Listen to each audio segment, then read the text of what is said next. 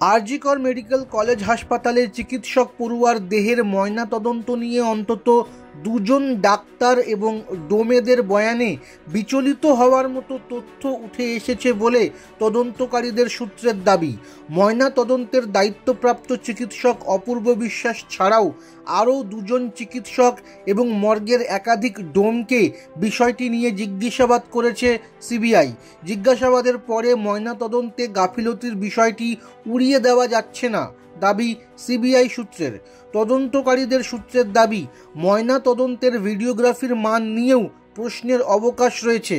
ভিডিওগ্রাফিতে মৃতার দেহের আঘাতের চিহ্ন আদৌ স্পষ্ট নয় বলে দাবি করা হচ্ছে তদন্তকারীদের তরফে। এটা কি অনিচ্ছাকৃত ত্রুটি না জেনে বুঝে খামতি? দ্বিতীয় প্রশ্নটির উত্তর হ্যাঁ হলে তা কেন ঘটেছে এসবই তদন্তের অত্যন্ত গুরুত্বপূর্ণ প্রশ্ন বলেও সিবিআই সূত্রে প্রকাশ।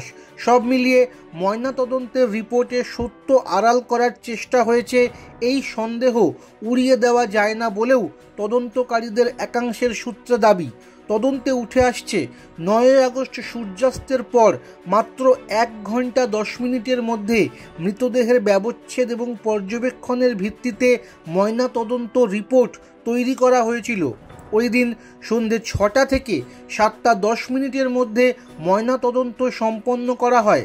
তদন্তকারী এক অফিসারের কথায়, আরজিকরের মর্গে সেদিন 8টি দেহের ময়নাতদন্ত করা হয়েছিল, 7টি সূর্যাস্তের আগে। একমাত্র চিকিৎসক পড়ুয়ার দেহই সূর্যাস্তের পরে ময়নাতদন্ত করা হয়। 3 জন ফরেন্সিক বিশেষজ্ঞ এবং 2 জন ডোম মিলে ময়নাতদন্তের কাজ সারেন এবং ওই ময়নাতদন্তই সেদিনে মর্গে সব থেকে কম সময়ে সারা হয়েছিল।